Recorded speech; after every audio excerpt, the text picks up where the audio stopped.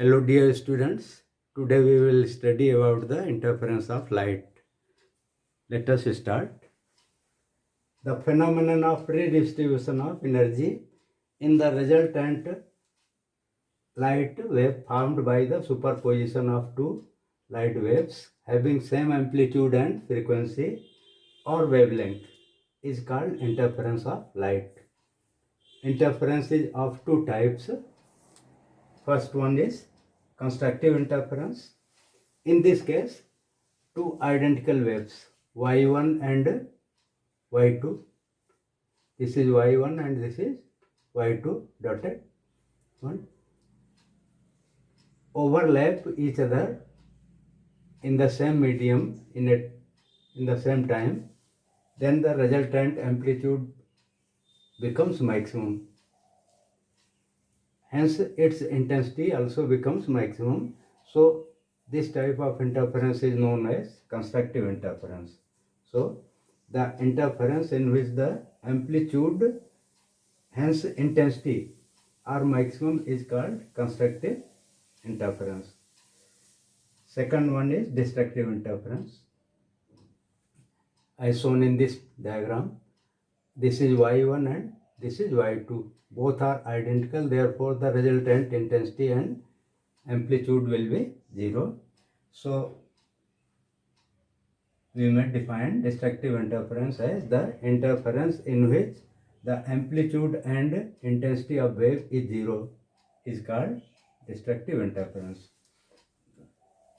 Now next one is coherent sources. Two sources of light are called coherent if they emit light waves of same frequency or wavelength and amplitude, and the two waves have same phase difference or have constant phase difference.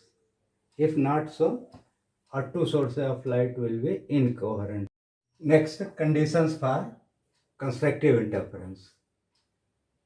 The interference will be constructive if the path difference between the waves coming from two coherent sources is integral multiple of wavelength lambda. That is, path difference is equal to n lambda, where n is 0, 1, 2, 3 and so on. Condition for destructive interference is that the path difference must be odd multiple of lambda by 2. That is, path difference is equal to 2n plus 1 lambda into lambda by 2. Note, interference of light does not violate the law of conservation of energy.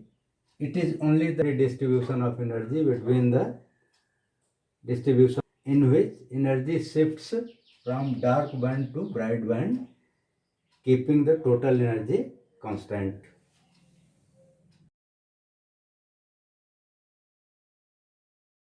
Next we take Young's double slit experiment, also called as Young's two slit experiment, which can be abbreviated as YTSE, Young's two slit experiment. Figure 2 shows the basic diagram of Young's two slit experiment, in which S is monochromatic source of light giving light of wavelength lambda. Slits, narrow slits A and B are equidistant from sources and very close to each other. Therefore, slits A and B act as coherent sources of light. This is a screen placed at distance capital D from slits AB and parallel to AB. The points where the path difference between these two rays is equal to the integral multiple of wavelength. Those points will correspond to bright fringes, and the points where the path difference is odd multiple of lambda by 2, those points will correspond to dark fringes. The distance between two slits A and B is small d, which is also called slit separation.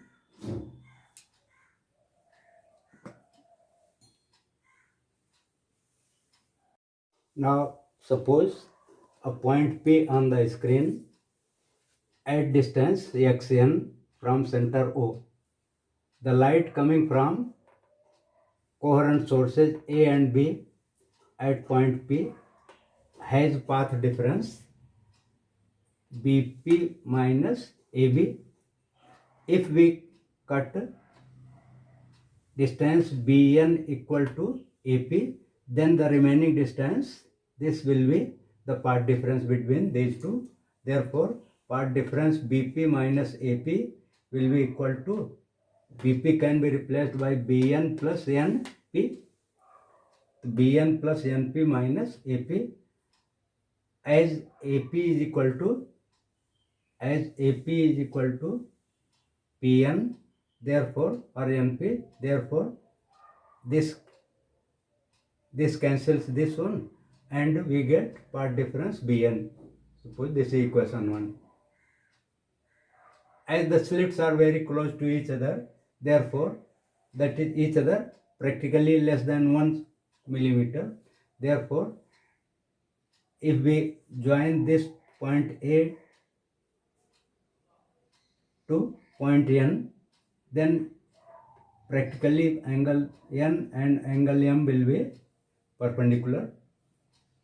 Now triangle AMC and triangle POC will be similar because one angle is 90, one angle is 90 here. This angle is alternate angle to this. Therefore, the third angle will be automatically equal, means angle PCO will be equal to angle CAM. This angle will be this angle equal to this angle.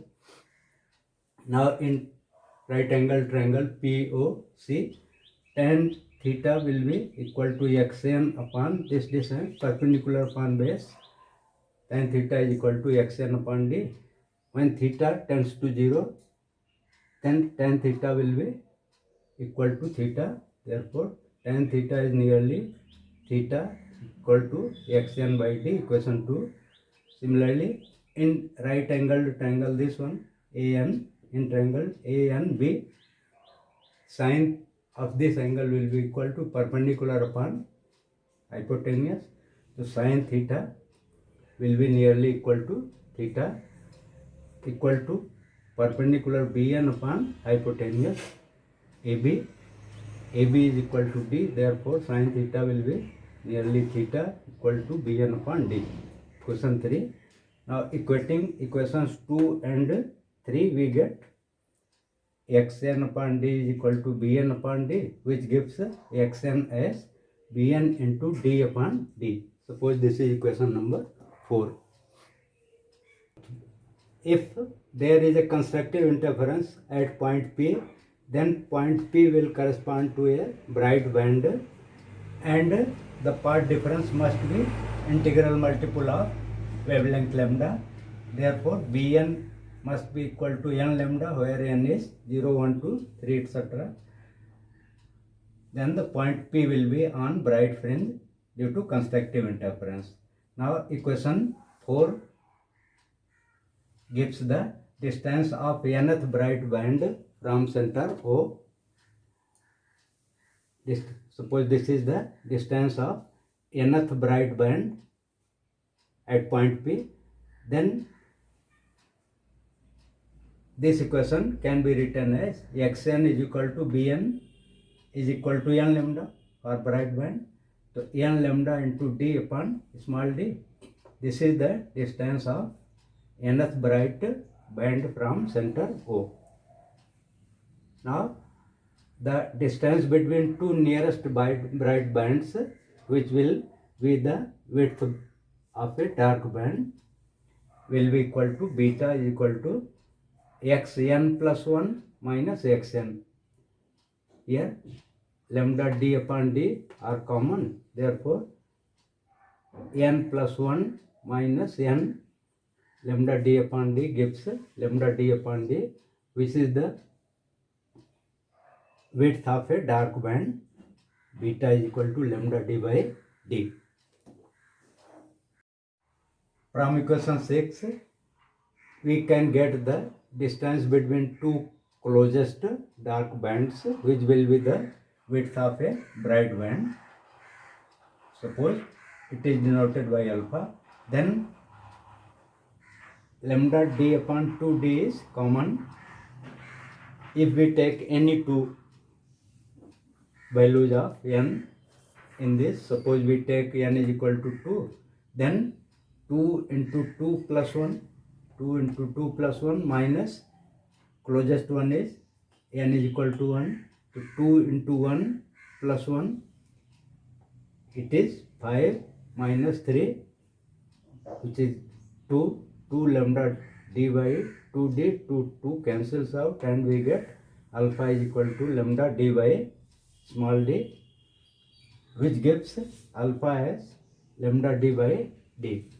So we see that the bright and dark bands are of equal width, that is alpha is equal to beta is equal to lambda d by d.